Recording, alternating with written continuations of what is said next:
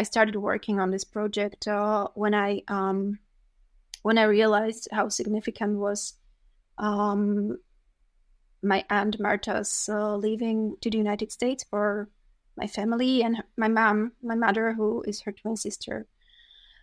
I wasn't sure how to capture that photographically, or how to capture the person missing from a place and the connection to the different landscape that we were having since the 90s through these like little abstract objects, or abstract in a way, abstract pieces from the landscape that was foreign for us.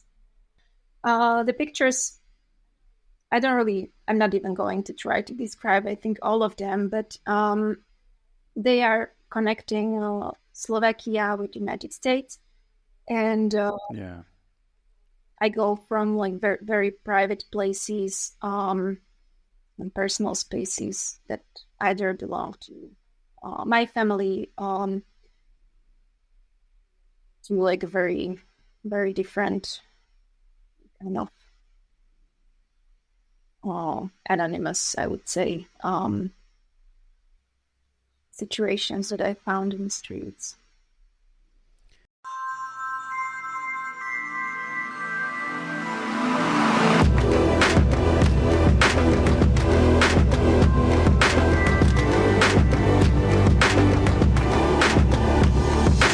Welcome to the show, Dominika. Hi, thank you so much for having me here. I'm so glad to have you. I'm really excited to have you on the show because I've been looking at your work and I get this great pleasure to dive into new work and to discover new artists. And I discovered you recently, and I've been really, really enjoying looking at your work. So I'm excited to have you and welcome to the show.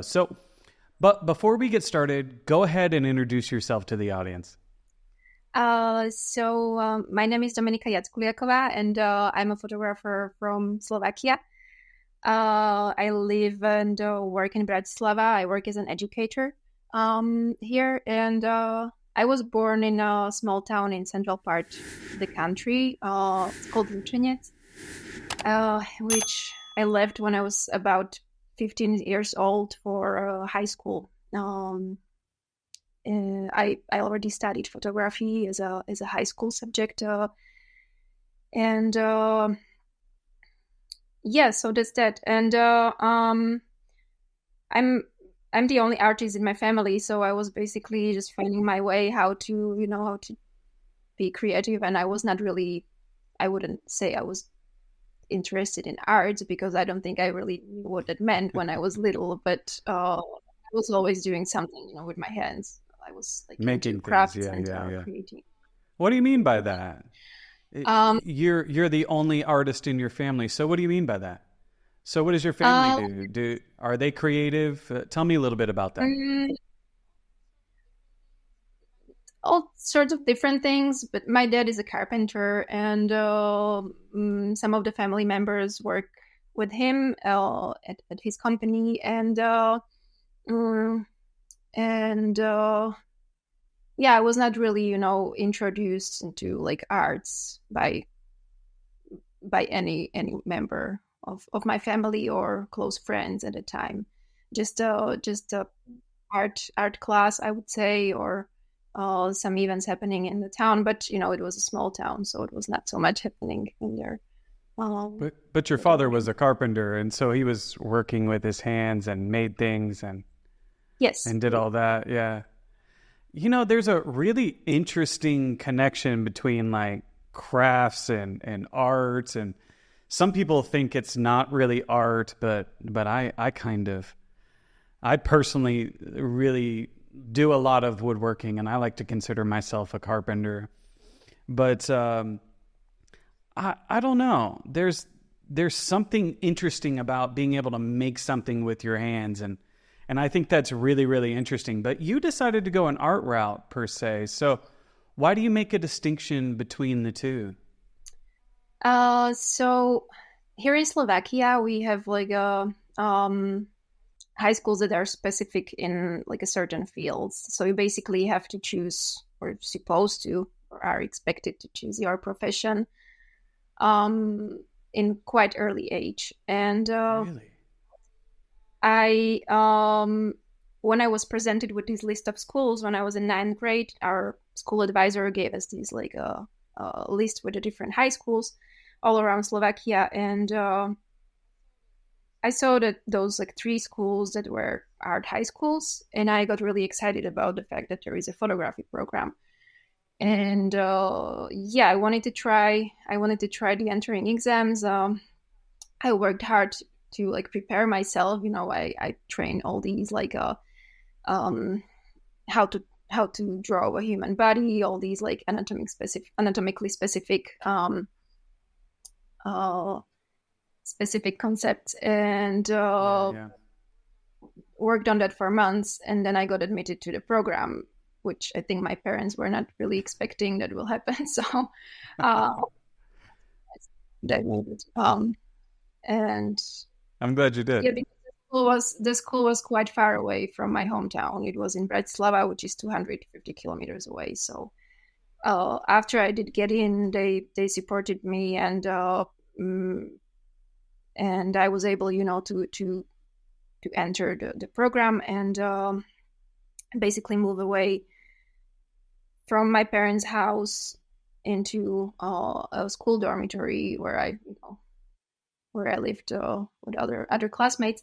And but the thing was, I mean, it was really significant for my life, I would say, because I entered completely different world. The Bratislava, the capital city, was really like there was so much happening, and I was able to see exhibitions, art exhibitions, visit museums, go to concerts, clubs, and the school program was also really like I met people who were interested in the same things as I was, and that was really exciting.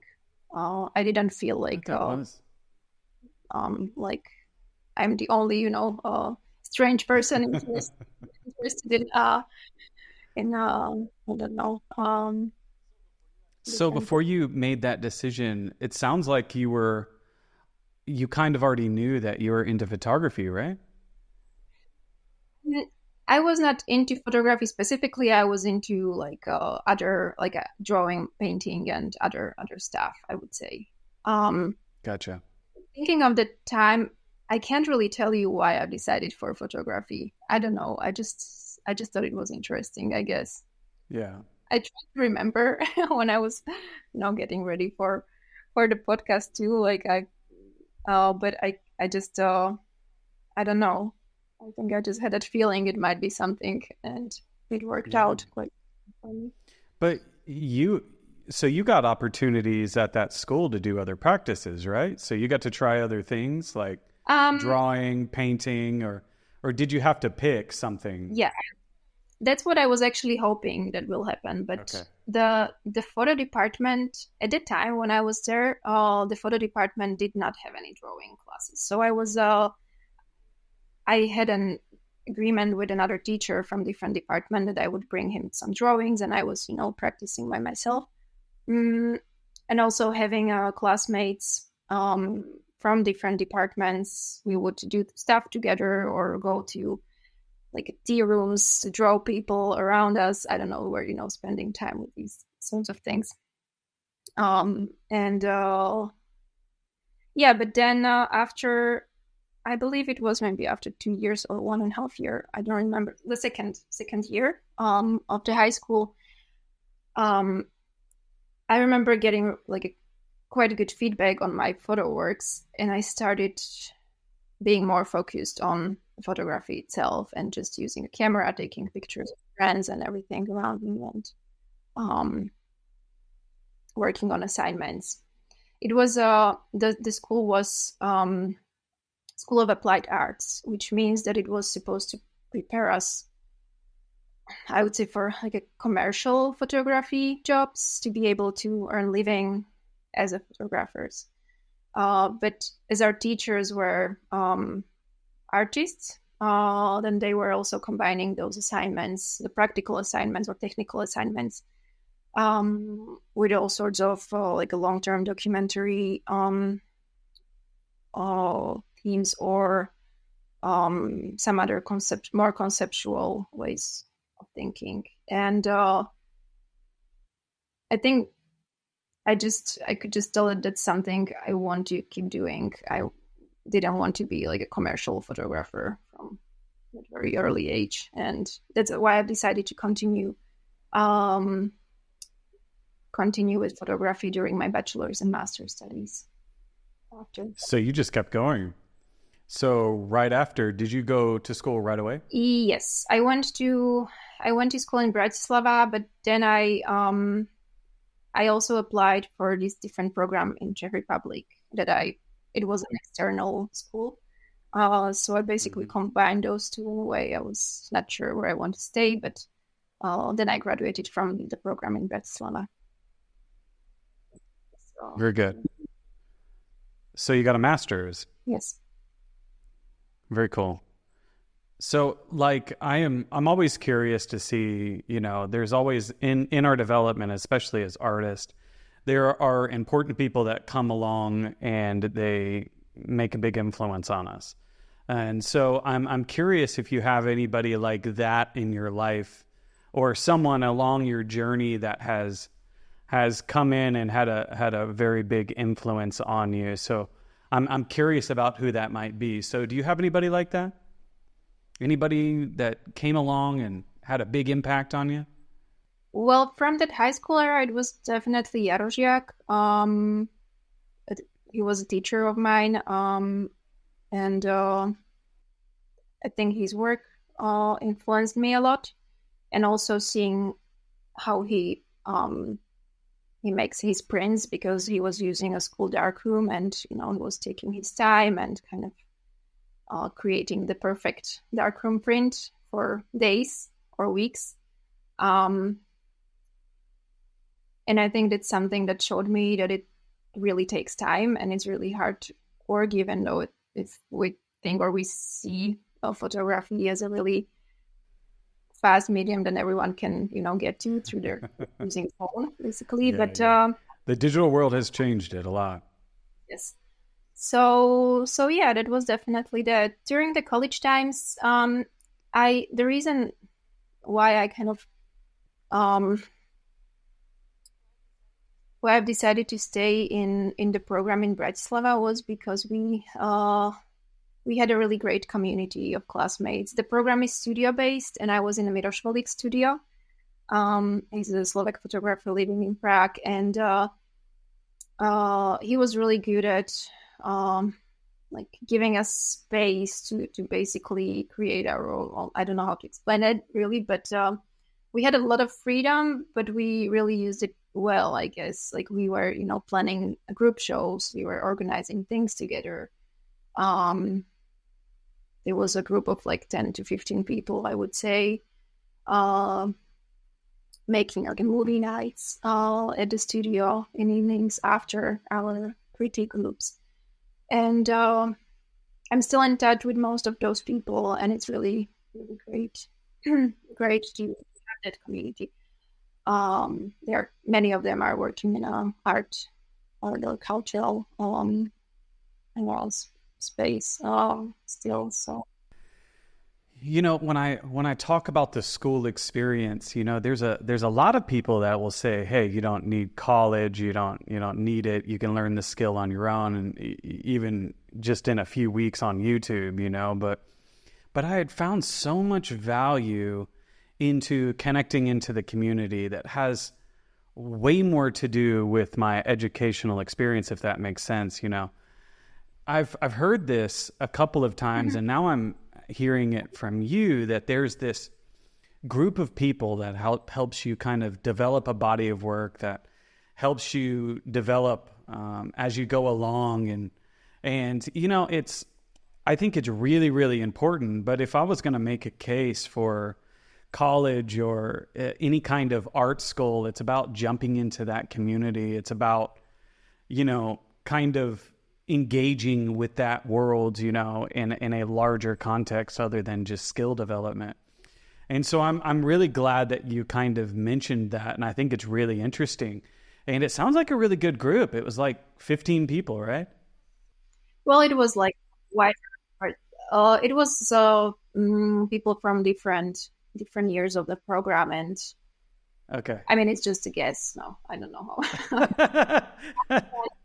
So you're like 15, 20. Well, I mean, there were 13. times when we were, organizing some Yeah. events, and it's like in a three room apartment that was full of people. So,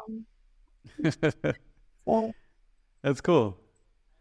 So, like I like to dive into inspiration, and so when you started doing your work and you started developing your photography, did you have any particular inspiration? Anybody that you were looking at that was inspiring to you? Anybody that you liked?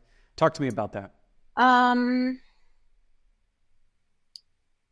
in that very really early age, I was very much into like staged photography. Like,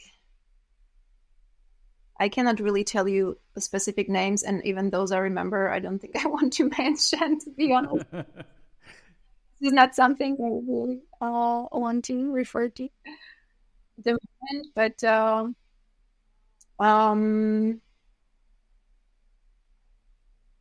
yeah, but later during my studies, it was definitely like Diane Arbus's work, so, and I worked a lot with a portraiture, or I mean, it was something I didn't really feel comfortable doing. I don't know if that makes sense, but I basically wanted to go out from my comfort zone, and I was making up these like assignments or like teams for myself that would make me do something that wouldn't normally be my thing. And that was basically photographing strangers. So yeah, I think that was like an inspiration for me at the time. I don't think you're alone there. I don't think you're alone in that. There's so many people that say that, and they say, I don't really take portraits of people, but they give themselves that challenge in order to do it. And you know what's crazy is I see those TikToks where people are, and some of those Instagram videos where they're walking up to strangers and asking them to take portraits, and it's fascinating to me that they can actually get a yes, and it's just wild. But I guess my next question though is more related to like what subjects you look at, but also you kind of went from a transition from being a portraits and then kind of jumping into place. So why did you make that transition? Why make that shift? It happened during my master's program. I went to this exchange in Vienna. I didn't go far away from my town, but I moved there. I moved to the city, even if it's an hour apart. Just to explain, and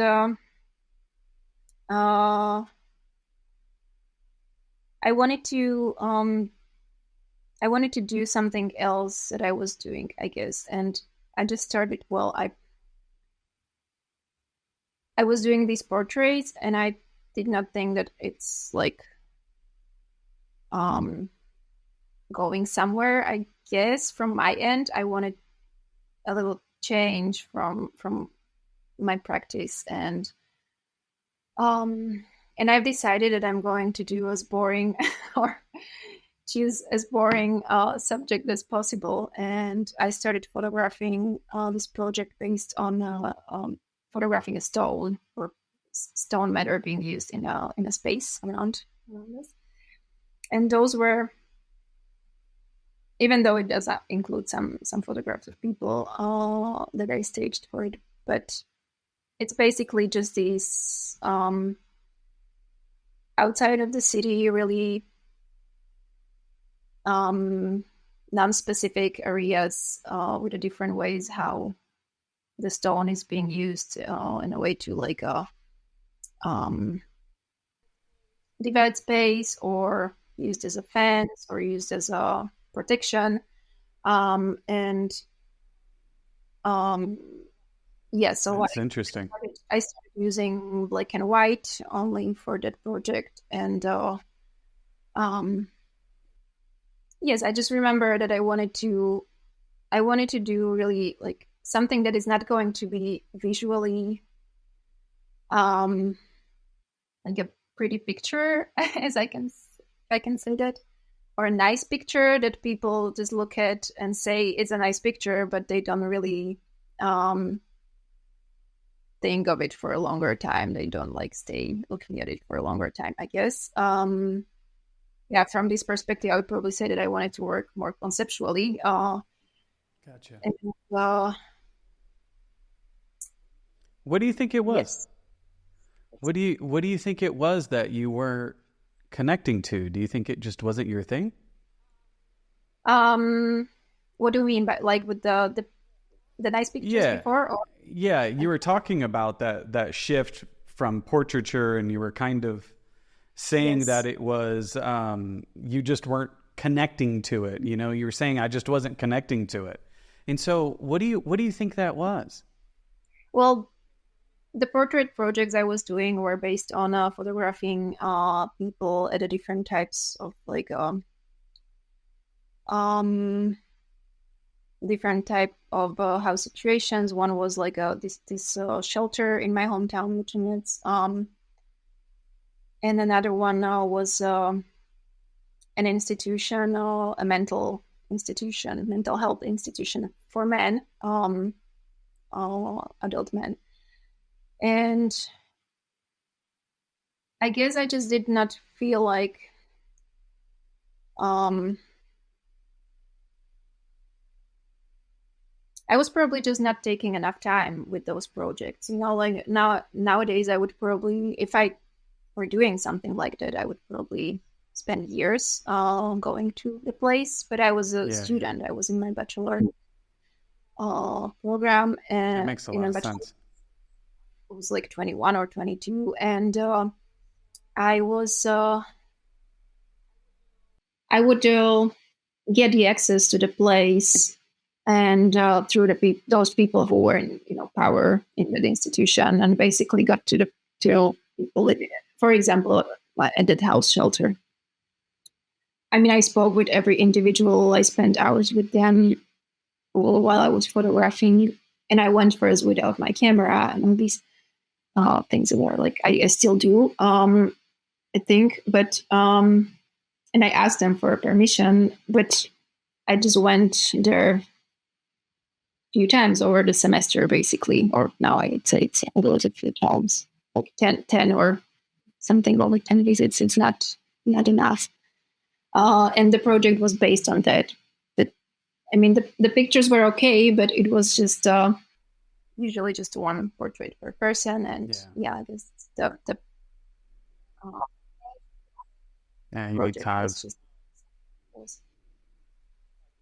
Yeah, I can see that for sure. You know, you need time for something like that. It's always found it a challenge in school because, you know, you see all these seminal projects that are very, very powerful portrait projects, but they took time in order to do. And doing this show, I've noticed a lot that a lot of my favorite projects took 10 years to make, and to try to do that in 3 to 4 months, especially during like school, you know, is really, really challenging. And it's, so you really have a hard time kind of putting together something that's really, really powerful in such a short amount of time. But yeah, you can get good stuff, but to be on that kind of level and to really kind of deliver that, is really, really difficult to do.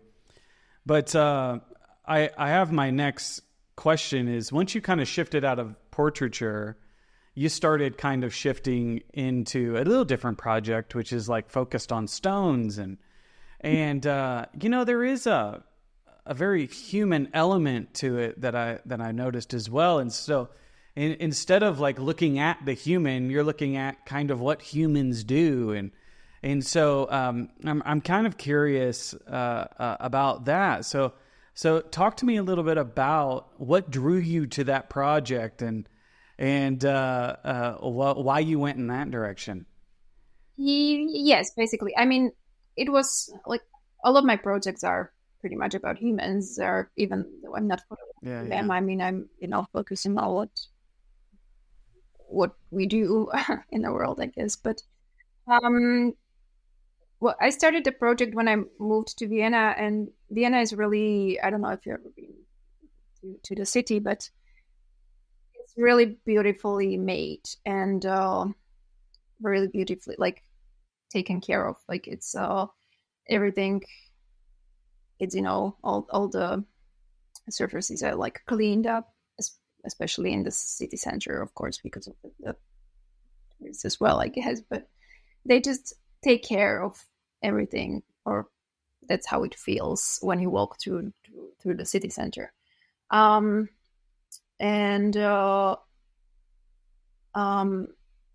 spent a lot of time biking around the city, starting from the city center, around where I was around school, or going from my home to school. And then I wanted to explore more, so I would go a bit further out of the city, I just started taking pictures of stone, thinking like looking for all these different variations, and I was trying, I think, to figure out whether we use the material because it's that solid and it lasts long, or we use it in a way so that's why it lasts long. Because I mean, for example, the museum images of the rock collection that are included in it, or some parts of the buildings, or like a different situations within the project. But then I continued in Slovakia, in the region I'm from, and I kind of tried to compare different places. I think geology is really, really interesting. One of my favorite science classes was geology, and I just really, really enjoyed it. And I got really into it partly due to the fact because I was taking a lot of photographs of the world around me. So I was really curious about what it was that I was taking a photograph of. And I got to a point where I was like identifying stones and in granite. And I think it's really, really quite interesting. And I'm curious about you though. It's like, were you just curious about like the geology of it, or just how we particularly use them as humans? Because it's such a big part of our society, and we make them for doors and countertops and so many different applications, and so I noticed you started to see them everywhere. Now they're being applied, and I'm just curious why it pulled your eye and why you were looking at that. So talk to me a little bit about that. Yeah, I don't think I really care what type of stones they were. I do. I was so curious. Yeah. It was more about like how they're being used and how they can about our relationship to basically everything else around us. Like that's interesting. I photographed in the factory where some of the building parts for replacements of Viennese buildings were being made. So you can see multiplications of different shapes that were, some of them were taking off the building because they were falling apart, and they would like replace it with a new part being made from the same stone from the same quarry that the original building was made out of. So that's what I found interesting, that there are some quarries in Austria that are only being like used for the restorations of the buildings nowadays. Like you cannot extract stone from them for anything else. And then there are some other, like there was this quarry in Slovakia that I entered, and yeah, there is, for example, a marble quarry, but the marble is not, it has like way too many veins, and so it breaks in little pieces. And there's like a really specific like a structure in it. Yeah, I was able, through the project, I was able to enter the space and photograph these like quite impressively big part of a landscape that is normally like you can see it from certain parts from the woods where if you know it's there, but you cannot see it from the road perspective. You need to like enter into this area in between. But yeah, it was more about just the human activity, I would say. I mean, the project has about like 72 images, I believe 72 or 74. So, and when you flip through, like the final result, it's a book. And when you flip through the book, then you go from these like edges of the city of Vienna, then you enter the factory, and then you go to like different places with different types of stones and exit in the quarry. And the final passage is the Museum of Nature and History in Vienna, with one of the biggest rock collections in Europe. So yeah, you're not looking at it from like my nerd curiosity, like about rocks, but this is the reason I asked that question before, but this might actually tie into some of the projects where we're actually going. But what is it about human activity that kind of draws your attention? What do you find that human activity is kind of strange? Is it a little peculiar to you? Like, what is it that draws your eye? And I'm kind of curious. Yeah, so I guess I just think it's fascinating, and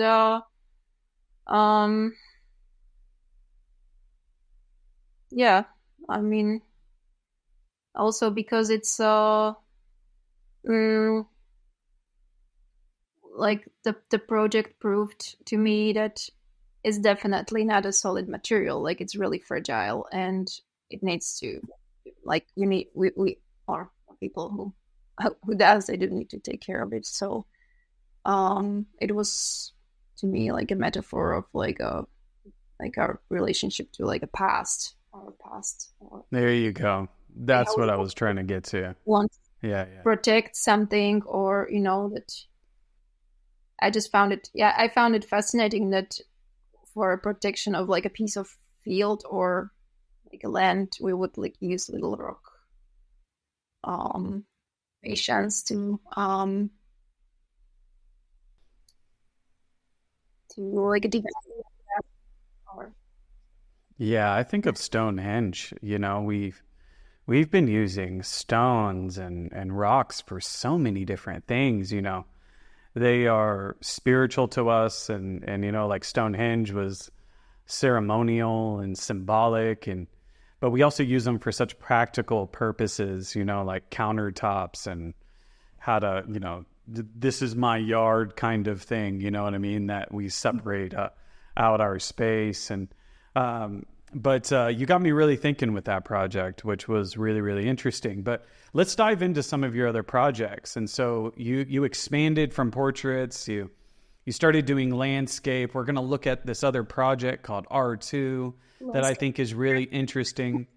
Yeah. So talk to me a little bit more about some of the other subjects that you dive into. Yeah, I guess I became a landscape photographer, and that happened over the pandemics because I was not able to go to people's homes. And I was actually ready to do that. I really wanted to photograph more people again, but it was just not possible. So I kind of happened to, be doing what I was able to. or what I could at the time.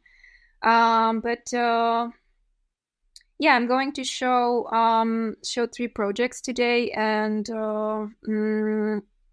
one of them, or like all of them, I would say, are connected in a way through some little fragments from my life, or fragment that's either a memory or some sort of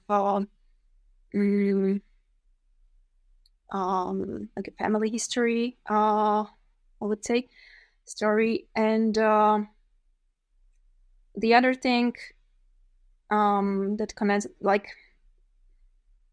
they're all long-term documentaries, and I guess that's something I'm focusing on, or it's something that is natural for me doing, especially after those short semesters when I was in school. I really like that you can start in one place and end in a completely different place after you are doing your research, and especially taking pictures while you are like out in the places or somewhere with a camera. And yeah, those are the best journeys. Yeah. Where you start out with a original idea and it kind of evolves, and through the whole process you come out with something else. And I think those are the best, that kind of evolution. It also tells me a little bit that you're onto something. And I think that's really exciting. So my next question is, before we jump into the next project, is how important is research to you? I like to start with these like first idea, then start taking pictures, and afterwards I do research and keep doing what I was doing. Like I get back to the process. I think I need to have I need to experience things out there. Like I mean, I do part of my research when I interview people or go to places and ask about things when I'm on the sites. Yeah, the rest of it I would do like in between when it's I think necessary.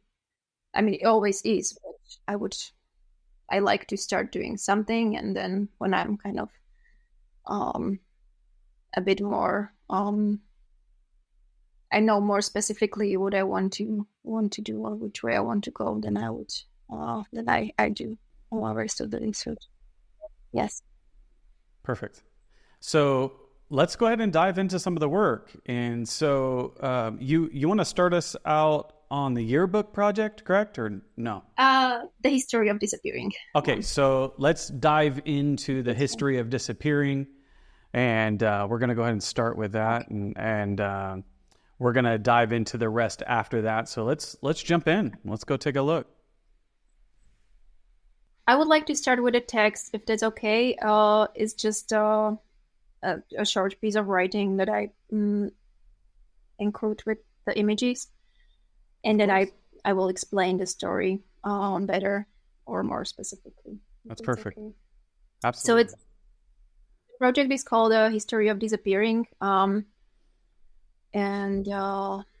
I'll read it.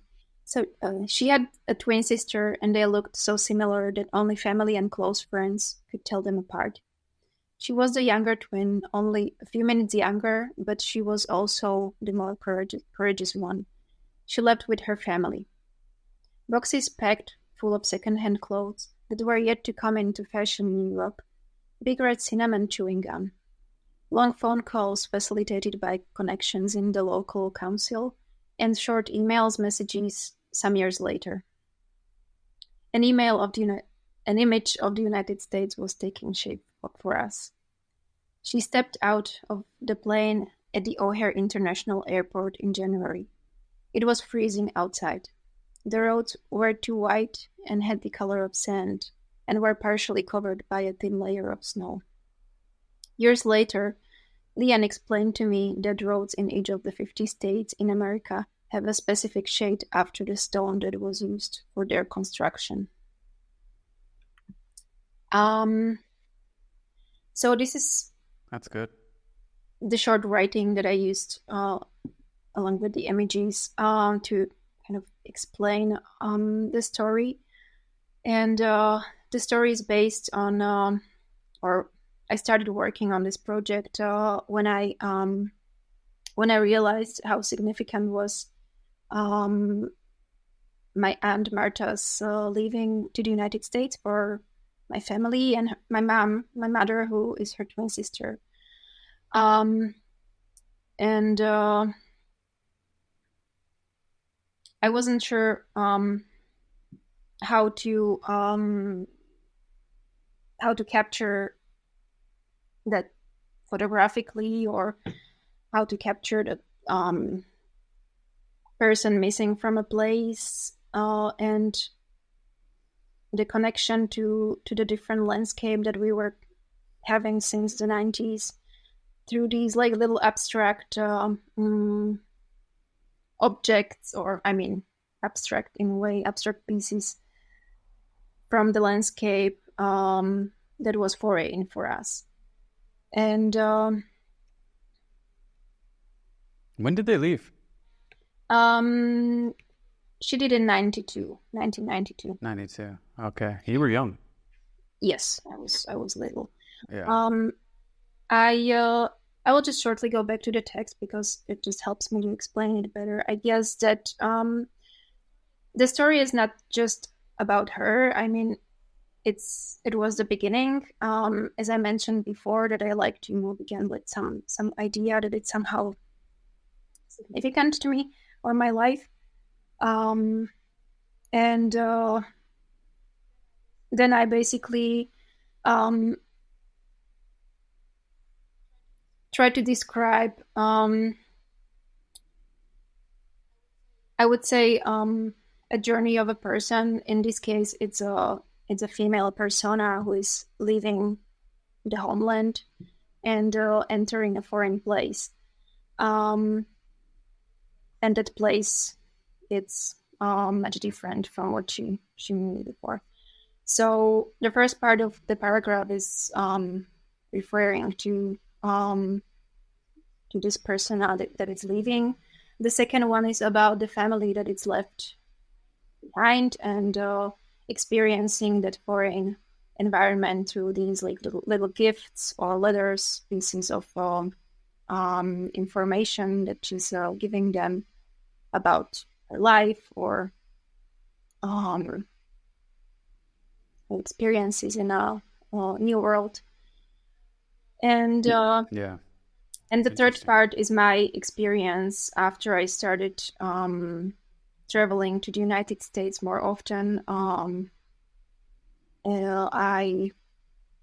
started making friendships. I started experiencing the land myself. And after that third piece, I was kind of able to, I think, start working on it. And the pictures, I'm not even going to try to describe, I think, all of them, but they are connecting Slovakia with the United States. And I go from like very, very private places and personal spaces that either belong to my family to like a very, very different kind of anonymous, I would say, situations that I found in the streets. So this was your aunt, correct? Yes. Okay, I just want to be clear on that. I'm kind of curious, did that affect you a lot? Was that something that was really impactful to you at that age? Is it something you're kind of reflecting on, or are you reflecting on it through your mother? Through my mother, definitely, because, there were twin sisters and they were really close. So I can imagine. Twin. I feel that my mom was missing someone, like she was not. That's interesting. Yeah, like there was a person missing for her in her life. when I was little. I could feel that I couldn't really, it took me a while to figure it out, but Yeah. that's what it was. But yeah, I think I could. I experienced it through my mom and the rest of the family, of course. It was hoping that they will come back after years, which never happened. But it's not just about that. It's also about like experiencing. Like this is, for example, a collection of my brother's old cars. My brother is 6 years younger than I, and I just found this like pile of little cars after when he was already an adult. So it was somewhere in my parents' backyard, and this project was in my mind. I was, kind of figuring out the way how to do it, and I just found it fascinating that there are all these like Western American types of cars present in the landscape of Slovakia, which is really different. So we were not just experiencing that through my aunt's story, but also through all the process of translation, I would say, in our country. But here I come to another part of the project, or I don't really divide it in a way, but just for the explanation, after a year working on it, I was able to travel to the United States for a longer period of time. And at the time, I started searching for individuals or places that were somehow affected by immigration from the region of former Czechoslovakia. And it's sometimes hard to tell because the countries were apart before, and now they are apart again. But I somehow got into through the language, which is similar, and we can understand each other, Czechs and Slovaks. Then it somehow makes sense in a foreign country that those two immigrant communities would be somehow mixed in some places. But anyway, this is a photograph from a Slovak club, Slovak American club in Whiting, Indiana, which is a small town near Chicago. I was living in Chicago, so most of the places are from or around the city. And most of the institutions or clubs are not really functioning the way that they used to naturally. They are not, they used to work as institutions or organizations that were helping immigrants in coming to the country. And is not something that is really necessary at the moment. So they lost their former or original function, but they still exist in a way. Even though most of the people that I spoke to in this club were Americans, but there were some grandchildren from Slovak families, original Slovak families. That's interesting. And I just really love it's the kids that are keeping it alive. That's really interesting. They don't speak the language, but they just they go to this place. We go back, but we don't speak it. It's interesting. Yeah. So this is a bar, and there is a club room in the back, which served as a storage space at the time when I was there. And I just really love these puzzle pieces or puzzle pictures that were attached to the wall, showing all different views of light towers. Oh yeah. From a perspective of from the coast, you are not entering the land, but you're already there in a way. And I just found these parallel in between the story I was following and the pictures in my picture. So together with the weird chairs and the table. It's just, placed there for the. It's interesting. For the time.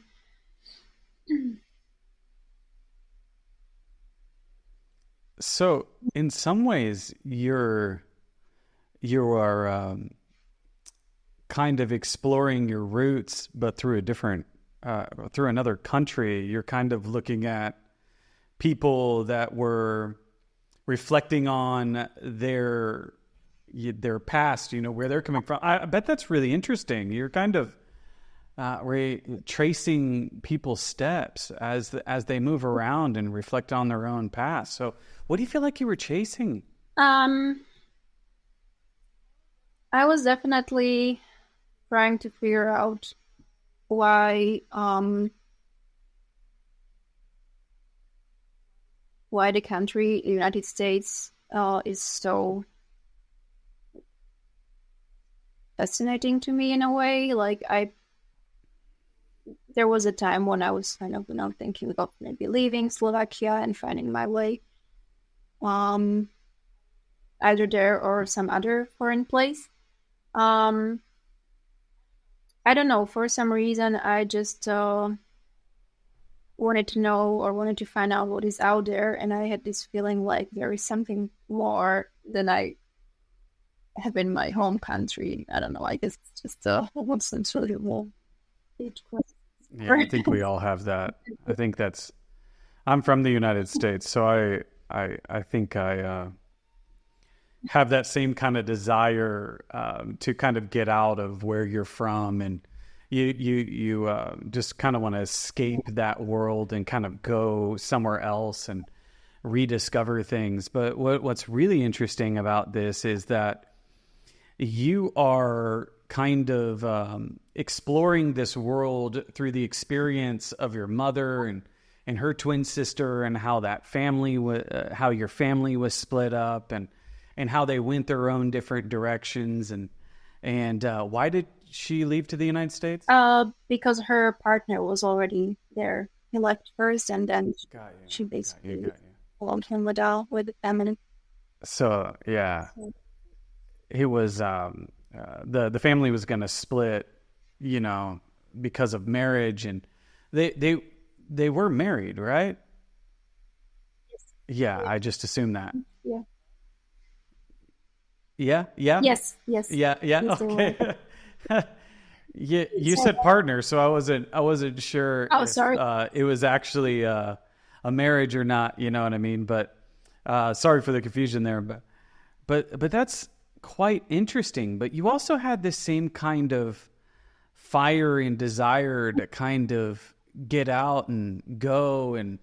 But when I look at these images, I'm also seeing you reflecting on immigration and leaving, and this new place, and exploring and going to a different place.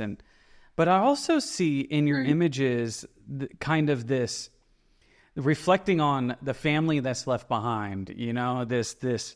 This empty parking space, these empty tables, and I think it's really, really interesting. And it's a massive change for the person involved and in the family. And I see this project kind of encompassing that feeling of leaving and all of that. So I relate to it a lot. I've done that myself. And now you have this image of these records, and you're kind of reflecting on all the people that have done it before. Found a lot of other material that I haven't used yet, but it's an archive for Czechs and Slovaks at the university in Chicago. Exactly. And cool. They also have a huge library collection at that university. And my last visit, it was about a year and a half ago.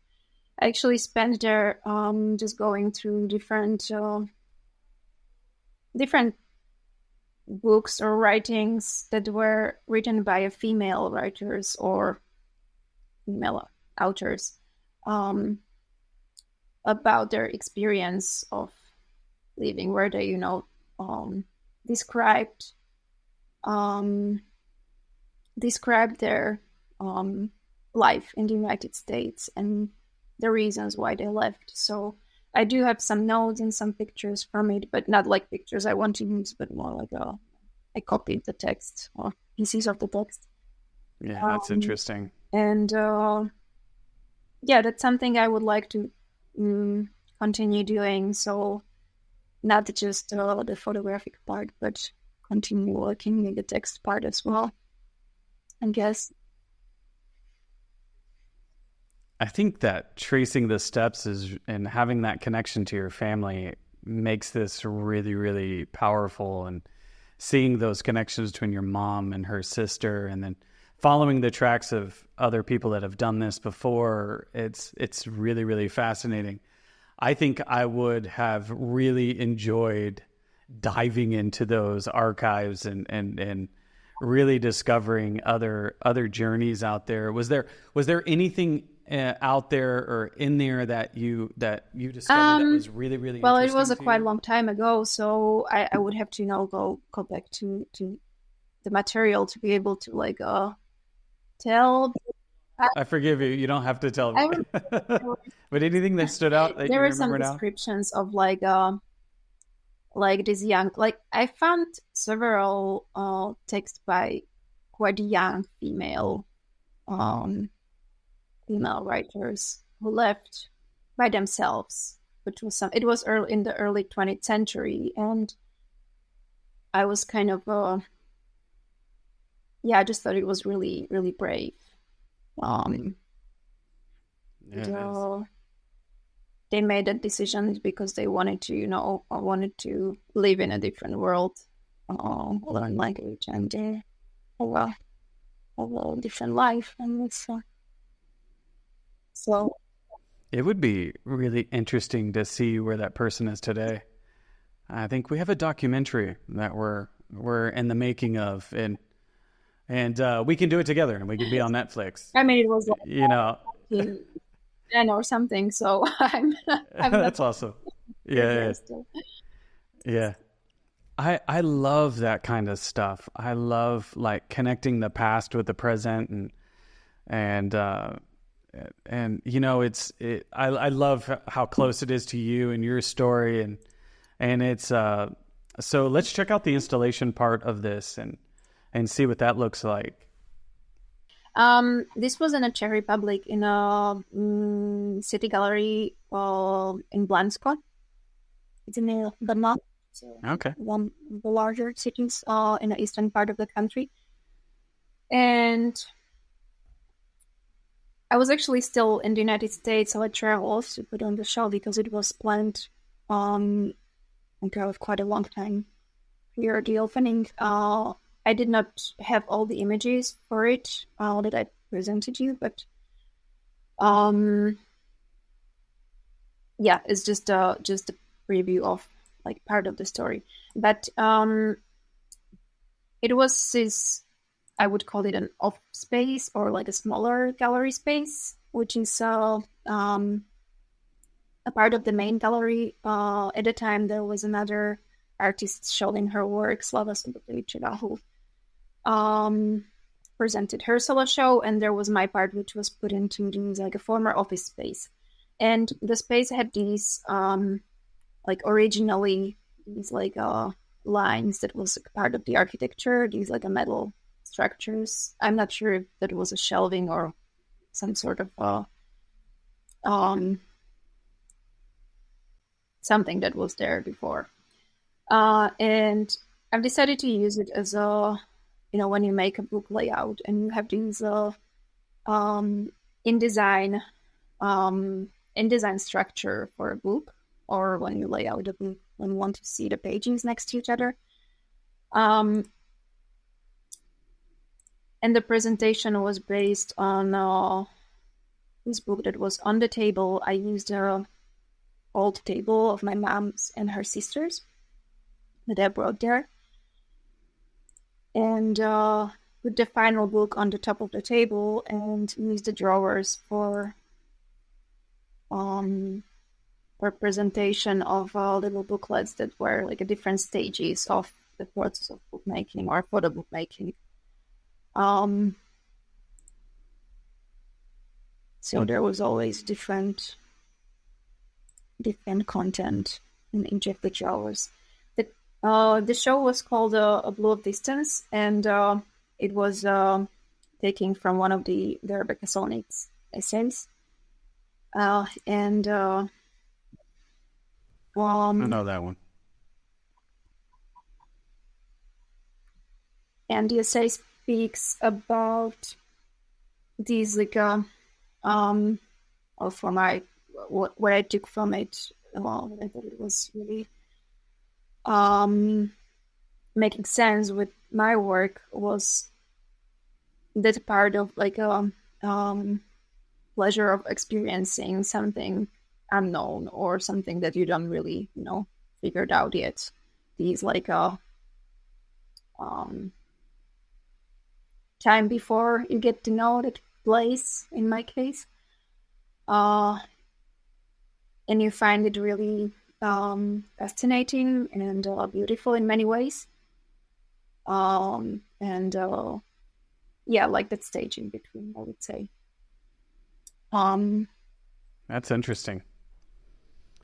Do you feel like you were pretty happy with the way this went? I would probably do it differently nowadays, but yes, I mean, it was the way, like the table idea.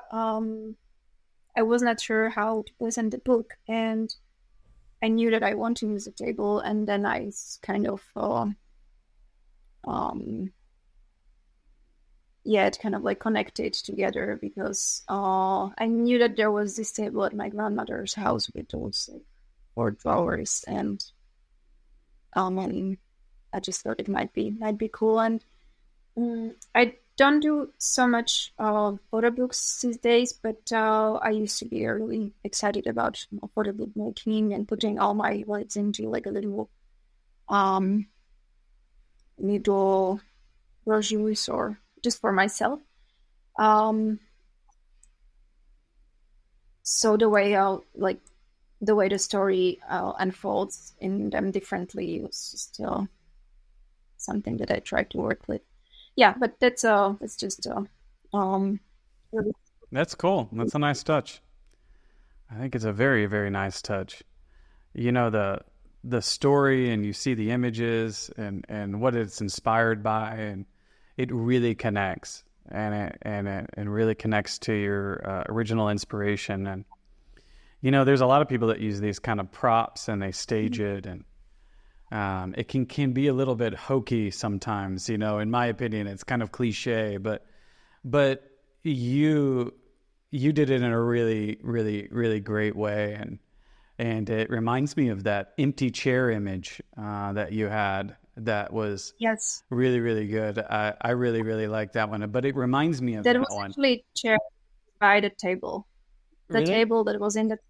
Yes, that's the specific table. Oh, okay. I wanted to put the chair there. It's even better.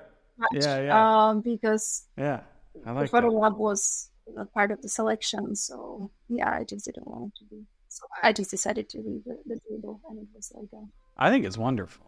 I think it really is a great ad, and it connects everything, and it's a really nice connection. But you have evolved since this project. Did the yearbook project come after this? After this one, I can't. Okay, so it came after this one, and so Yes. I know I switched our order here, but I'm kind of curious. What was that transition like for you?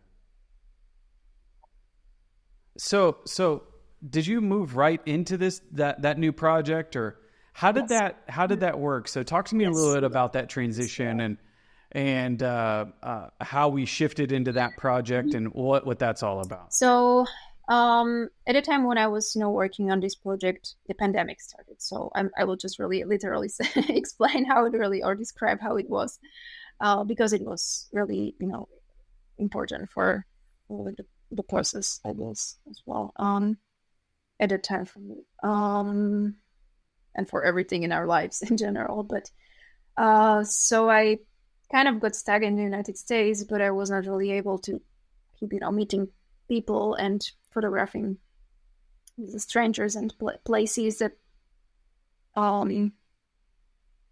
as I was going to or planning to. And sometime during my stay in the United States, I saw this documentary. I don't know if you've heard of it. The director is Michael Apted. It's called Up Series, and it's based on a group of children, classmates from elementary school that are 7 years old. Yeah, it's 14 of them, and it was made in Britain, where they picked, kids from different families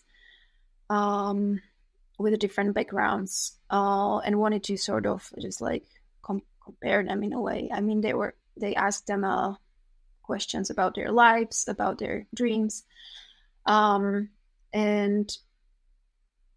after seeing that, the story, the movie continues with another set of like 9. It's 9 episodes together. So it starts in 1964, and I think it was 2019 or 2020 when I saw the earliest one. So they follow, every 7 years, they follow the same group of people, and they interview them for the documentary. And you can see them, see them aging, how they, like what their lives are like, or some of them wouldn't want to be recorded at some point of their lives, etc. So, and I was really far away from my homeland. I was kind of figuring out also like my myself and my relationship to the city where I was from, and kind of seeing it from the distance, I guess, was also inspiring for me in a way. And I think that's how I got this idea of like, it would be cool to meet my elementary school classmates, like to see what they're doing these days. I was 30 years old, so they were around the same age, and I kind of knew that there is that almost all of them still live in the city or areas around, villages around. I was not in touch. I was only in touch with one of the classmates, or I'm still in touch with one of the classmates. So I had this idea, while I was still away from the country, that it would be cool to do that. And after I returned back home, I started working on the project. Maybe I will share the screen and just show what it. Cool. Let's do it. So I contacted them. There was 21 of us, and we were going to the same class, or we're in the same class in between years of 1999 and 2004.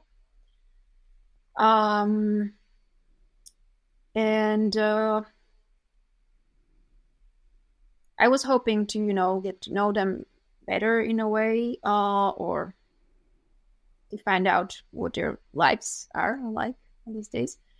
I think in the result, in the end, I was able to photograph about 12 people. And I asked them whether they, have some locations they want to be photographed in, or if I can go to their home or close to their house, or to their workplace. So because of that, I was able to not just photograph them, but also photograph the city, which I thought it was kind of an important part of it. In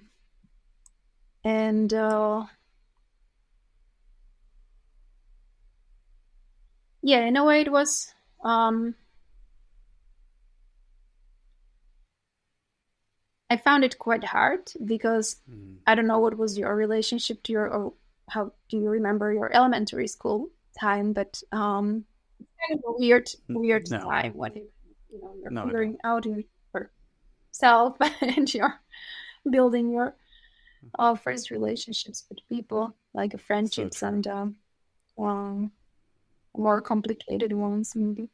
And I wasn't sure what would be their reaction when they see me and meet me, but it was actually really, really nice. I mean, we kind of I bet. talked about our lives, but I was not kind of thinking that I will have to explain myself over and over again to each person. Yeah, of So that was course. kind of I bet they were just as curious about you. that's fine. It's not something that you can do like once in a week. Like I had to take breaks from, Yeah, from yeah. I bet that's really and interesting, like to kind of go back like that. But how did you find people? Did you just start going on social networks? And I remember that name. And is that what you were doing? How did you do it? yes, for some Okay, of them. Uh, there was a one who I found through a mayor in the village where I knew that he lived there at the time when he was in high school, when he was in the elementary school. So I just drove there, and I asked at the village bar because that's the place where usually everybody knows each other or knows, people from the village. Um, and they told me to do or advised me to do to the mayor's office, and she told me where his parents lived, and that's how I got cool. to the phone number. And since the phone number, I was able, to figure out my way. But that was kind of, I think, the hardest hardest part. That is really But the most of interesting. them I was able to get in touch with through social media, or yes, because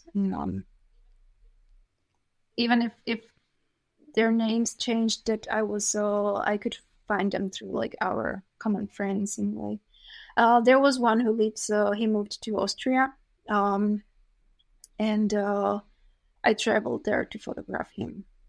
Wow. So You know, that is an interesting project. And I think if you were to have the actual yearbook photo next to that person, I think that would make that interesting. But then it really wouldn't be your work anymore, But it's just one of these kind of look to the past kind of moments for you again. Was there anything interesting that you found out about by doing this project?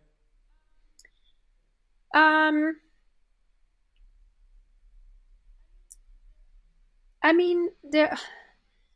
Well, I do have this old yearbook from the ninth grade, and I just in a project I don't really like compare their faces. They kind of look quite like I would probably be able to recognize them. We just don't, go to the same places. So there was no chance to meet them, but or most of them. But yeah, it was kind of super. I mean, we are adults now, and the last time we talked to each other, it was when we were 14 or 15 years old. So I mean, it's probably a strange thing to say that it surprised me that they were different people, but yes, there were different people. I Of am a course. different person, so of course. And Yeah. It's fascinating. For me, I don't know that I would be that interested and in doing something like that. It's just one of those doors that I closed when I left home. yeah. I just never wanted to go back to, and I never.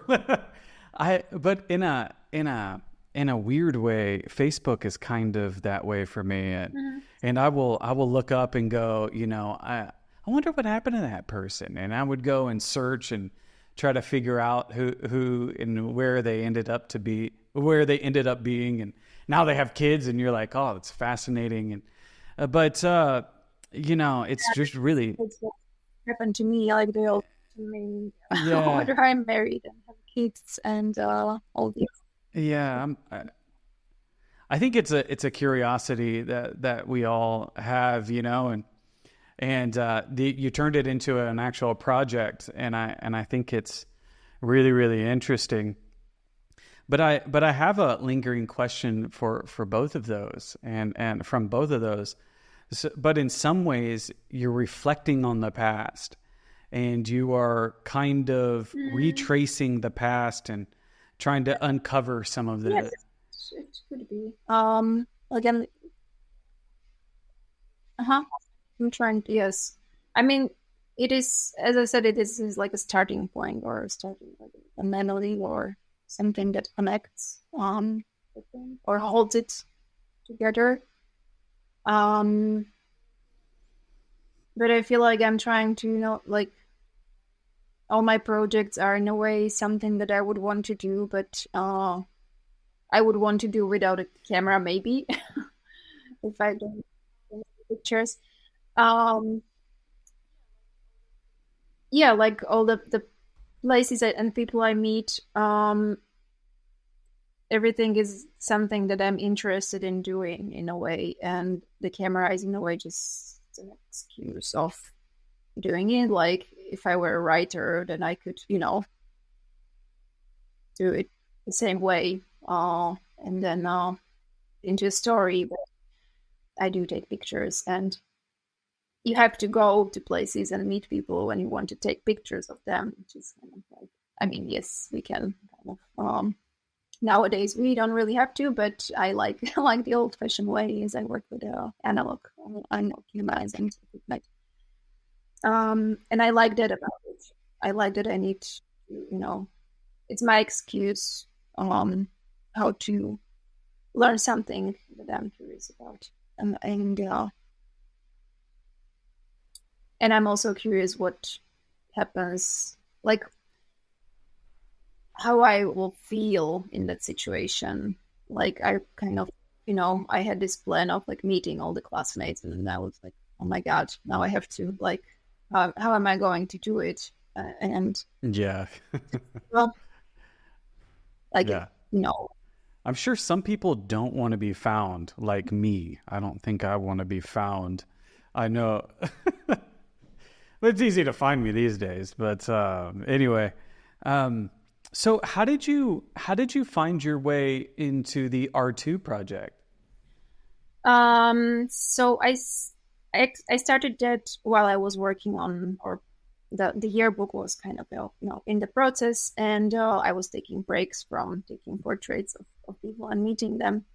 And when I got back from the United States, again, the pandemic was ongoing, and I spent most of the time during that first year working remotely from, just using my computer.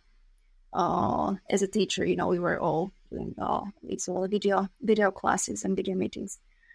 So I was able to spend more time at my parents' house in Lučenec.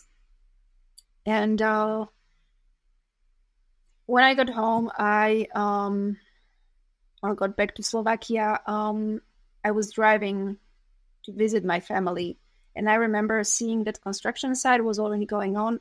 I was not really following the news on the topic because it was not something that I was really, interested in. But when I saw the site, it was just so like significant in the landscape already, that I just thought it might be a good way how to, like I'm a photographer and I am in the place. So I just decided to record what was happening. There was nothing really conceptual behind it at the time. I just needed to do something, and I thought it might be a good way, where to put my energy. So I can share. I think it's an interesting project. It's I love the history of it, but the project started 50 years ago with the R2 project, but it never finished, right? Well, no, it was not.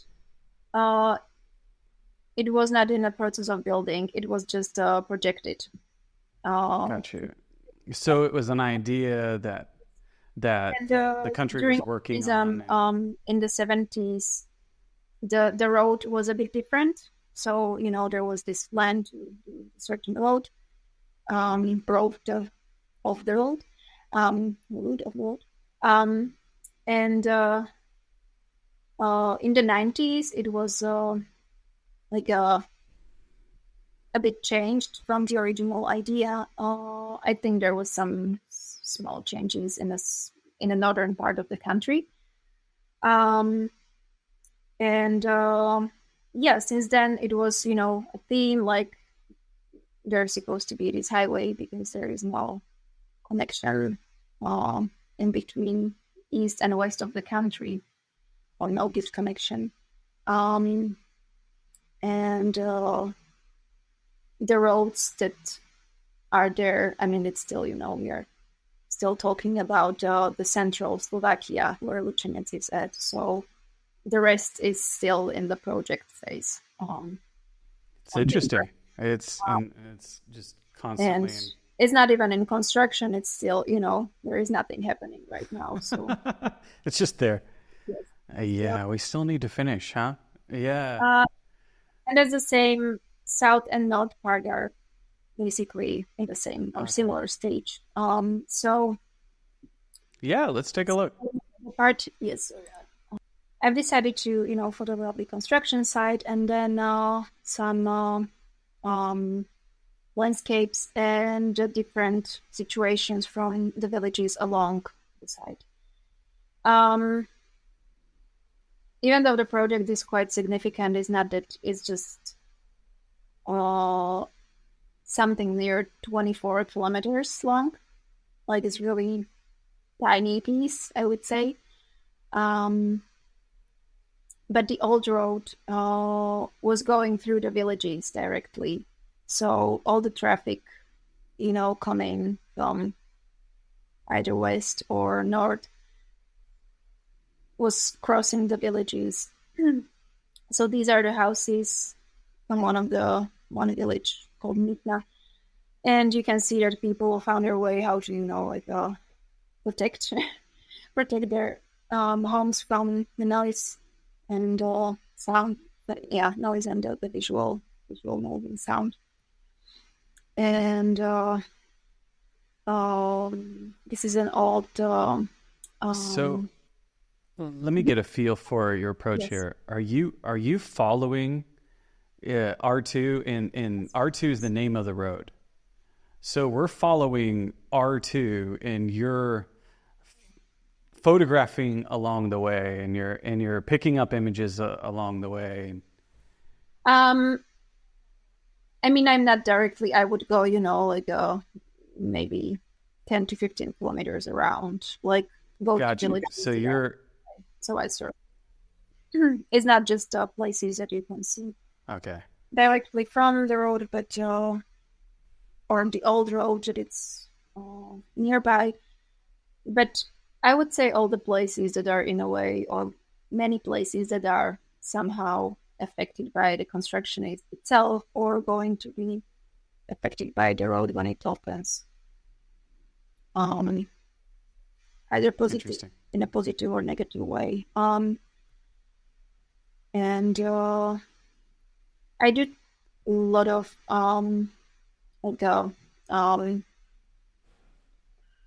I do have some places that I go to and photograph every, let's say, 2 or 3 months, depending on the speed of the work.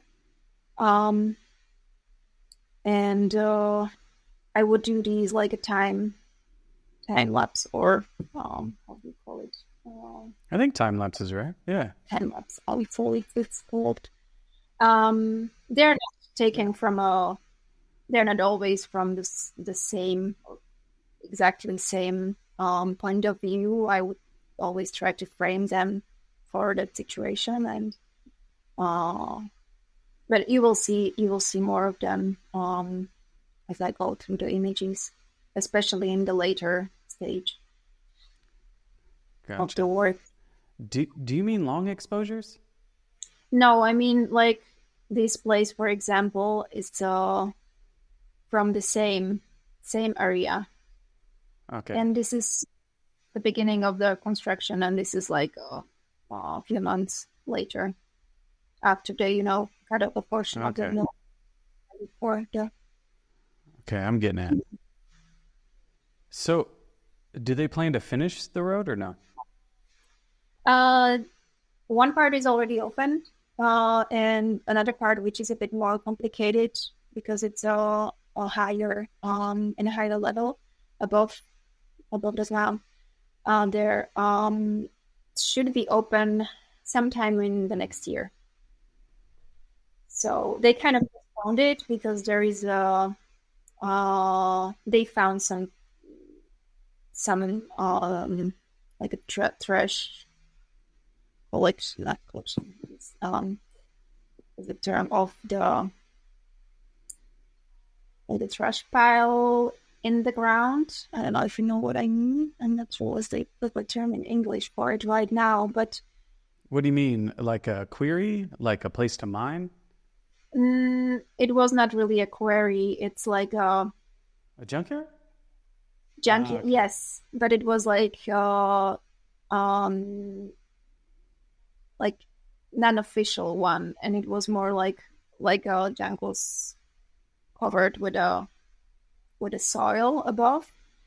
And when they started digging into like one part of the hill, they found that there is this big um portion of it that they need to remove properly, Yeah. and it's bigger than they were expecting it to be, so it's kind of postponing the site. And I mean, it was just one example Wow. that I heard of recently, probably not That is really fascinating. one, but there were things that happened along the way that postponed the construction.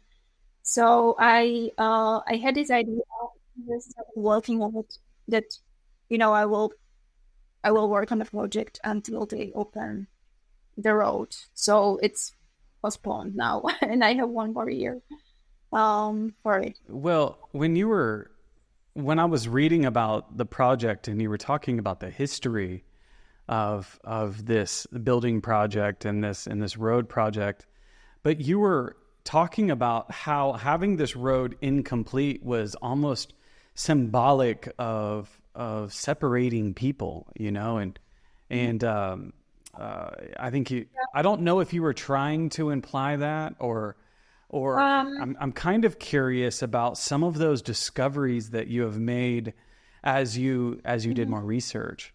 um, when I got back from America, I was kind of um uh I did have this feeling like the region is really isolated, and it was even more visible for me as I was, I returned from a different place, and I haven't been there for a while. Um, and I did think that the isolation is caused by the fact that the road is unfinished, and it's one of the reasons for it. Um, I'm not really sure right now. I'm not sure if that's true. It Hmm, might be part of the interesting. story, but I feel after talking to the people living there, they're just happy.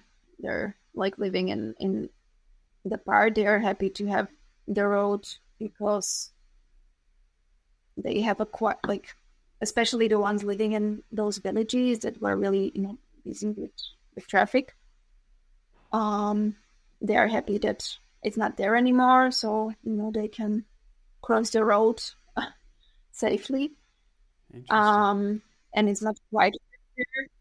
And They really speak about their connections to the land, to the nature, and they like that, they like their lifestyle living in a small village with a couple thousand people, where everyone knows each other. I mean, and yeah, I mean, the first part was more focused on the site itself before I started, going more into like launch people and photographing homes and some portraits. And I really wanted to.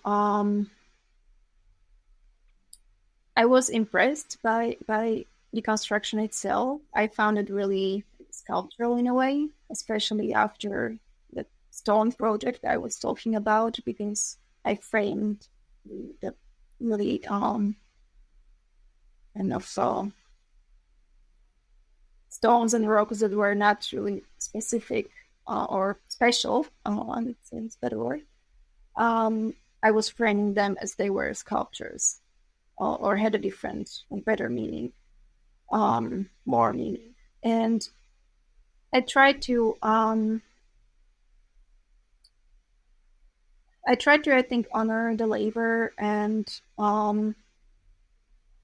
even though I was not really photographing workers or didn't want to photograph them more, I wanted to show them through these like framings of details from Sure. road project. And especially because it was, their presence was there while it was in construction. The part which is already open, it just, the highway projects, they all look alike when they are already. Yeah. Like, you basically, and it's how it works. Like, it should not distract you. Like, everything should be just, everything is projected in a way that you should get from A to B as fast as possible. Exactly. And that became one of the most important conceptual layers for me for the project. Like, how do we experience the landscape and the place through different speed levels when we drive through the land using the highway, when we drive through these like small roads, which goes through the villages and cities, or when we walk, or I don't know, bike, take a train. So I kind of wanted to get closer, or wanted to, exit the road, and even though it's still like something that holds these art projects together, I wanted it to be a project about the region more than it's about the road. So yes, and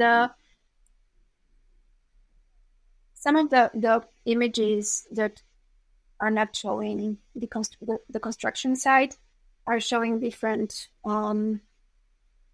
projects being made. Like, for example, here, this is one of the images that I think it's really important for the series, and it's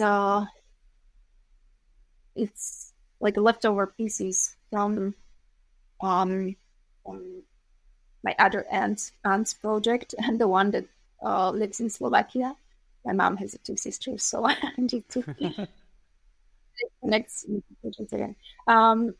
She used to make her own clothes. It was something that everyone was doing at the time,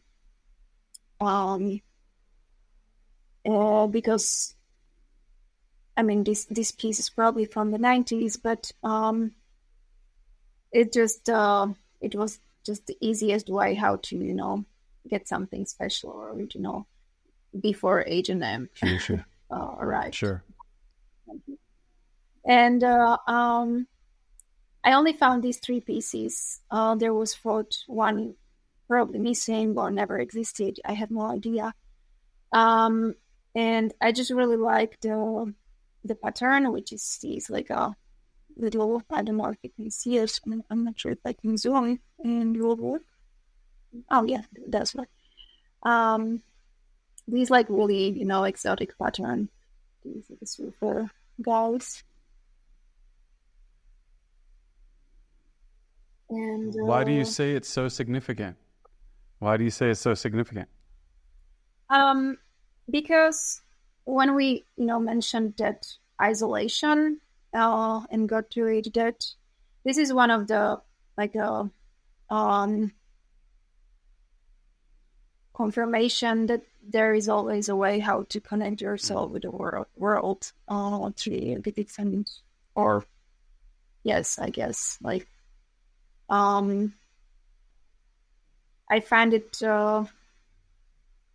significant through the pattern of these like a foreign place, the vacation, summer vacation style, and for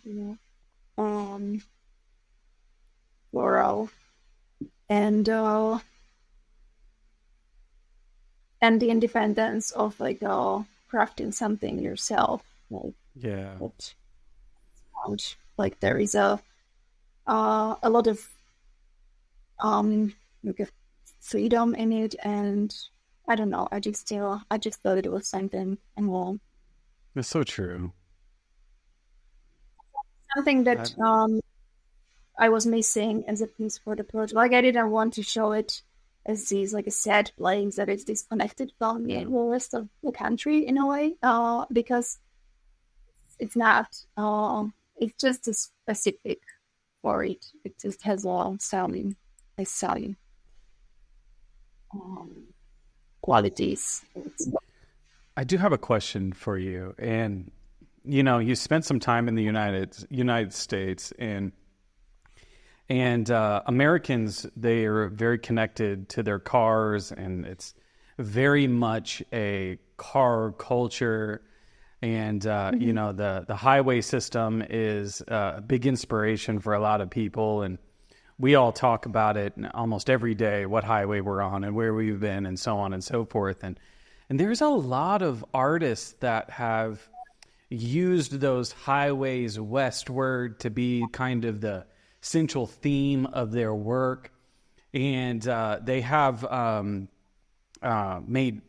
there's a lot of just very famous series that are just based on that. Do you think that had any kind of influence on you? And I kind of see in this project expand it, and it's starting to, get bigger and bigger for you. And I bet you're going to do this for a few more years, at least a few more years. One more.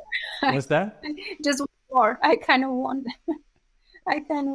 You never know, because this project seems to be something that's expanding for you, and it's like a central vein for the country, and so this could probably lead you in so many directions.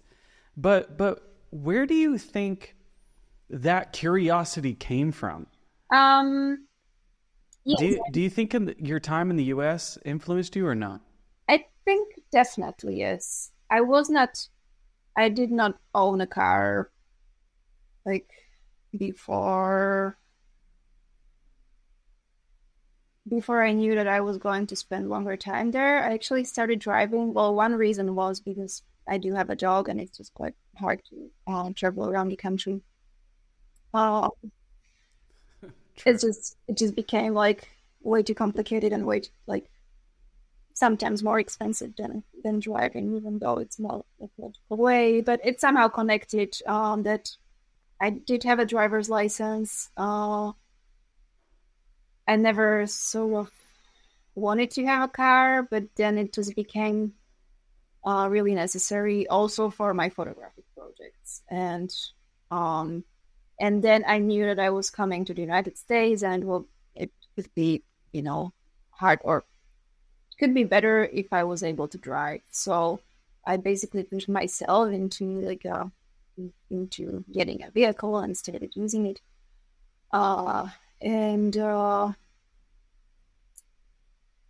And yes, I've made several road trips in the United States as well. became familiar with the work of many artists, such as Susan Lipper's Trip story. And I don't know if you know that book, but it's also based on a road trip and or like, being on the road and photographing places and situations along the way. And yes, I mean, as I said, the construction side was not something that I was really, or the stage of the project was not something I was really following in news. But then when I was driving back home from the like road perspective, I could see the site. And I don't know, maybe if I was taking train, I would never You never see it. never see it. I mean, I would probably be able to see it, but it would not be something fascinating for me. But as a driver, it was something that I was I found find some meaning in it. I'm looking at it and I'm seeing a connection here, and so I didn't want to make a leap, especially if it wasn't necessary. But I think it's really quite interesting how you are kind of doing your own version of those classics, those American road stories, and of course it's not exactly like that. You're doing your own thing and you have your own style, and you definitely have your own voice here. But I don't see a lot of Europeans doing that, as far as, and maybe I'm missing it, but this is so much a train culture, you know what I mean? Everyone gets around by train, and I'm sure there is road stories out there, and people are always asking me about the car culture, and they're saying, "Hey, do you miss your car?" And I'm like, "Nah, not necessarily. I don't care too much, but I really actually enjoy not having a car." But I'm seeing the evolution here, and I'm kind of curious what you feel the connecting piece is here, and so I'm curious about what you think here. Well, it would be definitely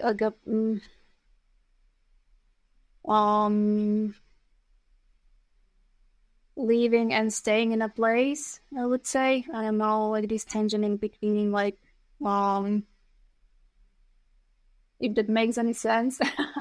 No, the transient nature of humanity is really, really interesting.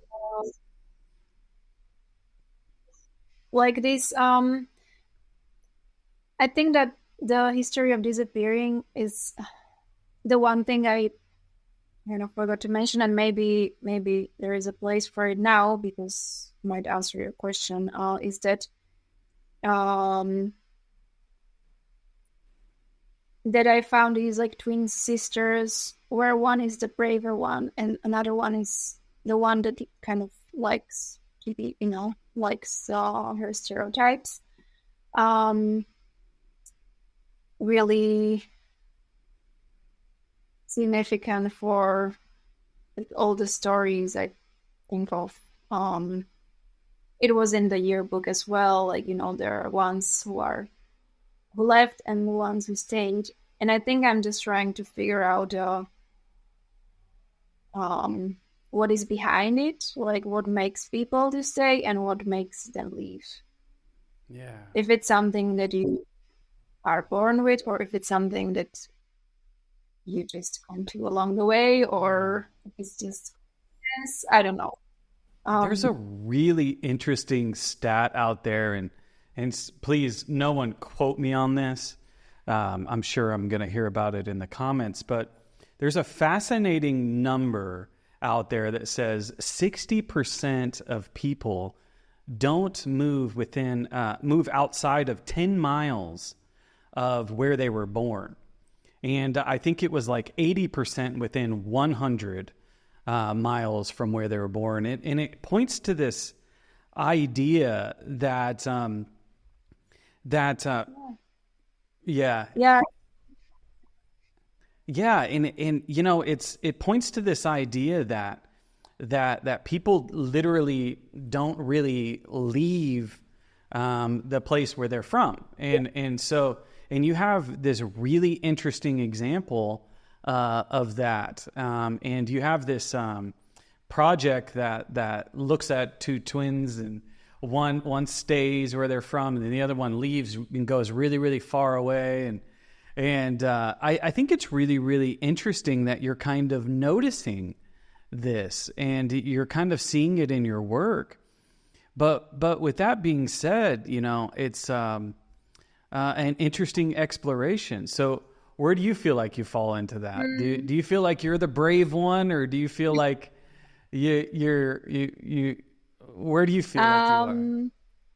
Yeah, I think that's why I'm curious about it, because I'm trying to figure out myself probably. But I mean, you know, I left quite early, so I don't think I would ever be able to like return back to the area. Yeah. People who did that, and I could for, you know, short period of time, but I just need to have that connection with a faster environment, I guess, because I just got to know it, and I don't know, it's just something that I cannot. All right. Maybe. So we know where you fall into that. That's good. You know, I think it's an interesting reflection for sure, you know. So you have more to show us here in the R2 series, right? Is there any... Maybe I will just quickly go towards the these like second half. I think that described most of it already. It's just these are from 2022 and later this year, when I started going to people's homes or photograph more people, I'd say. I love the portraits. And this is the reason I say it's going to take you a little bit longer, if you're willing to do it, of course, you know. But those portraits and grabbing people that are connected to that road and to that path, it is really, really strong. It really connects your work. It's really nice. These are, for example, some of the examples of the sequences that I was doing. Movie sequence, Lord, I still don't know how I describe it in Slovak. Where you can really see the different stages, these different stages. Yeah. Well, for example, that's one thing in the United States. You just kind of get used to road construction. It's always going, and it's almost seems like the highways are just getting wider and wider, especially as population grows in the cities, and so they just keep getting bigger and bigger and bigger, and so it's just interesting. So when you think about these images, especially the mixing in the portraits and all of that, how did those visually kind of sing to you? Did you need that visual break from kind of the road kind of focus? What were you hoping to accomplish? With the portraits for the R2 project? Yeah, the portraits, you have these great details, and you have some of these other stuff. You know, you're adding some of the neighborhoods. You know, the man on top of the roof is a really, really nice image. I really, really like that one. How do you feel like they play into this project for you? Yeah. I think that's the important part that I wanted to have there from the beginning of the project, or from the beginning, since the time when I figured out what I was doing. But that ongoing pandemics was kind of like just shift my focus on the landscapes, and which I wouldn't probably be doing otherwise, because I was not really like a landscape photographer, like going up the hill with my camera and tripod. It's not really my thing, but it was just something necessary for it at the time. And taking up those portraits is not just important for me to have the visual record, but also as during the time I can, ask questions and talk to people, get to know them a little bit, and after I meet them again and again, it can help me to build a story, thanks to their stories, or their confirmation of their lives and explanation on their lives. And I do have many photographs, or I guess you could call it the portraits, that don't show faces, but it's in the cases when I try to photograph situation or a moment or a situation that I feel like it's significant for me from my experience, like these coffee in a large cup that is showing some tourist location from a foreign city.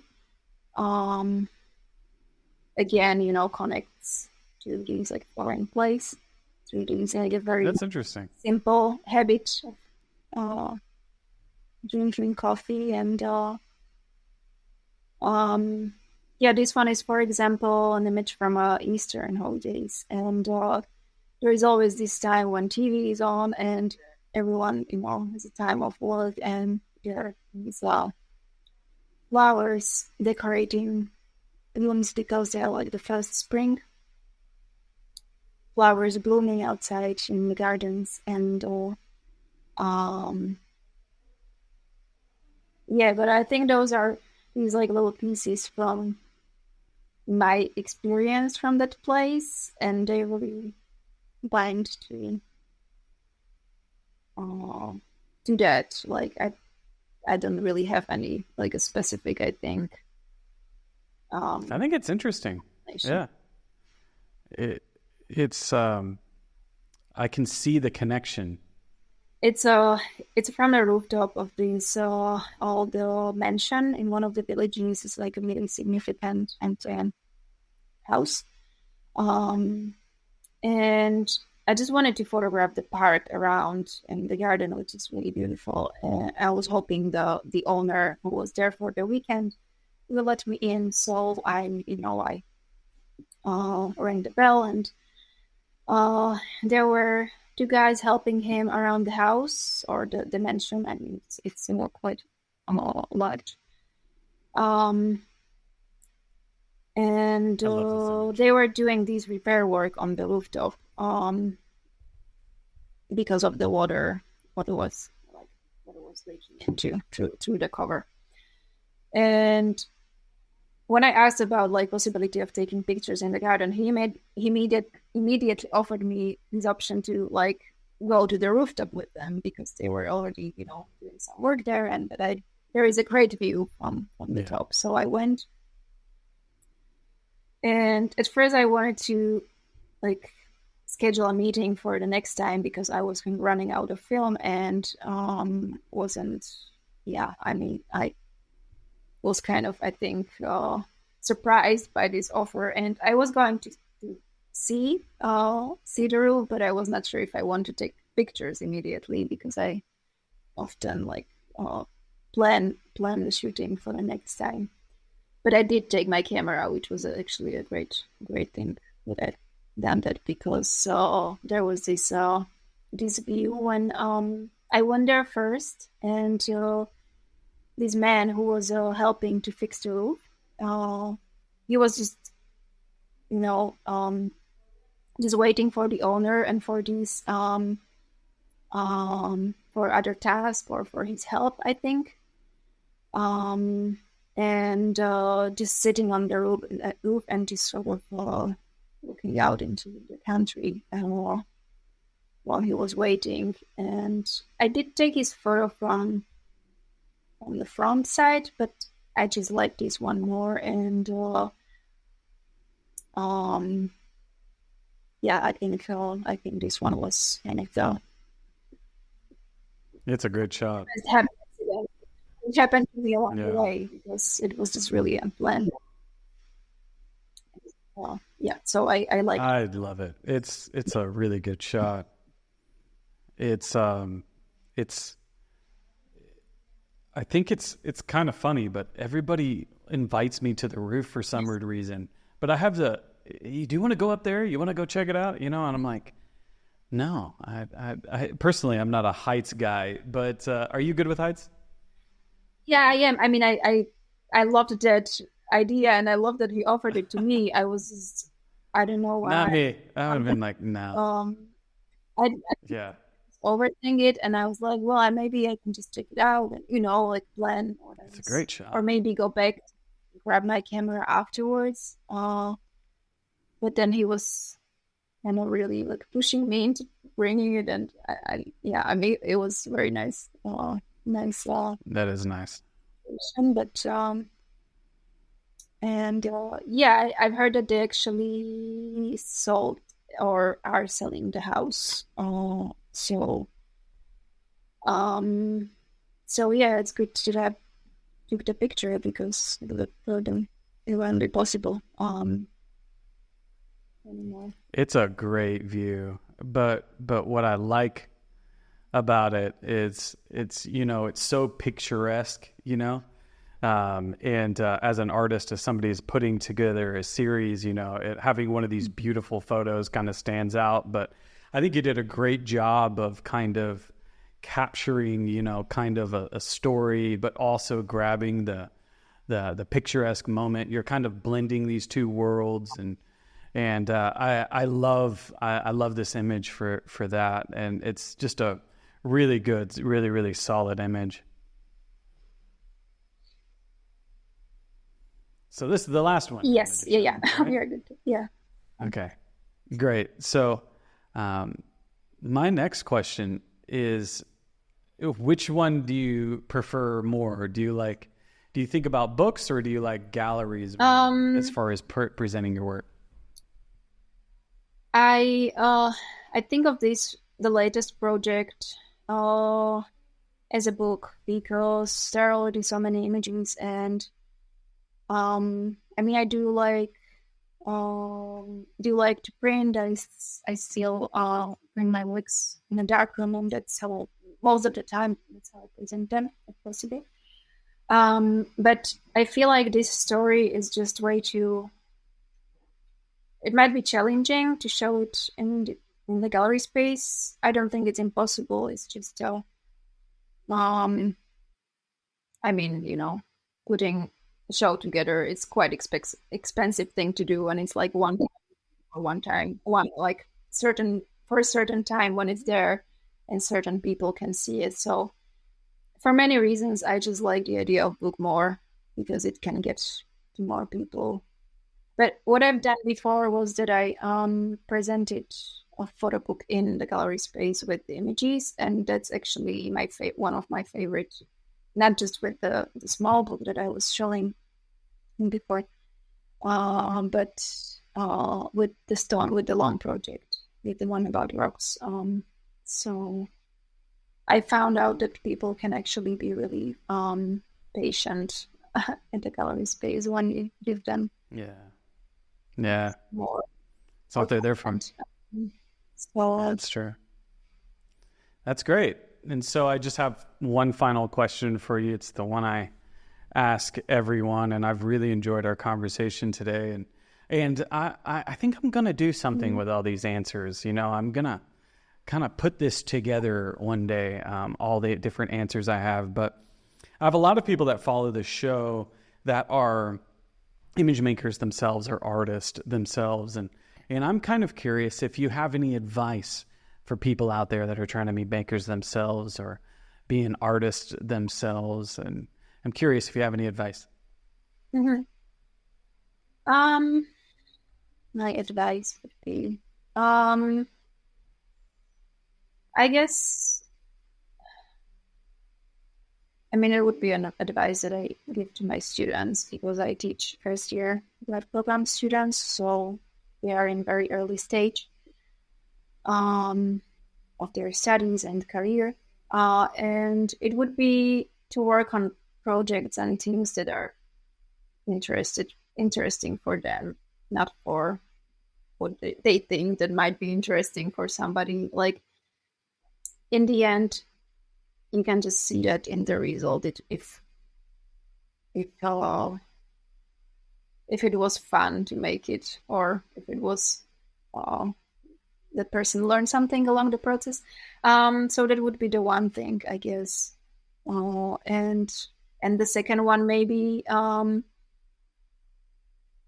see that some, especially like younger artists, get way too feel that all the open calls and competitions might be really significant. And they of course are. I wouldn't be here if there was not for the open call for the Urbanaut Award, which I'm grateful for. But I think it's good to find a balance in between and to do the work and then maybe show it to some people. And I always try to show it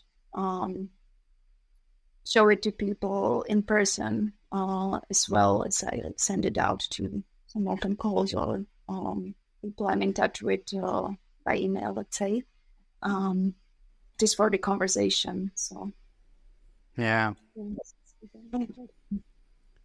So seek feedback, whether it's through open calls, and so it's kind of your advice. So get it out there is what you're saying, correct?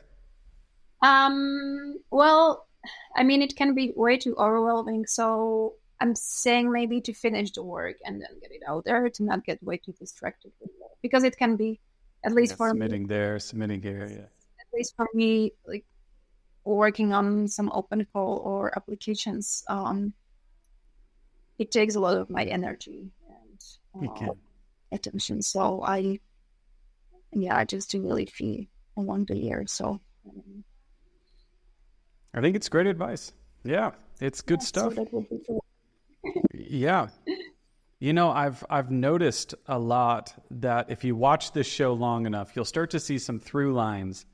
I know I was looking for some through lines that through your work, but there's also, I'm starting to see with that one question that there's a lot of connecting advice, and I just want to say thank you for coming on the show today. It was great. It was a really, really good conversation. Thank you so much. Yeah, thanks for your questions. Of course. And also, how can tell us how we can connect with you? You can share your Instagram handle, your website, and so on. Any of that stuff. This is where you can kind of tell us how we can connect with you. Yeah. I do have a website, which is just my surname and .com, Jackuliakova.com. And I use Instagram. Sometimes I get off to take a break, but I always return back there, and you can see some of the different words there. So that's just my name as well. I don't use any artist names or anything like that. So Dominika Jackuliakova, Instagram. Perfect. Thank you. I did the same thing. I did try to come up with another art name, but I could never be creative. So, maybe you can help me. But thank you again. I really, really appreciate you coming on today. All right. And to all those that have made it this far, thank you so much for joining us on the Urbanaut Podcast. If you like content like this, please like, share, and comment down below. That all helps us with the algorithm. And if you want to take it a little step further and support us a little deeper, you can also become a paid member on Spotify and on Patreon. So you could actually help support us and help bring more guests to you. And thank you so much for joining us today. And as always, we'll see you next time.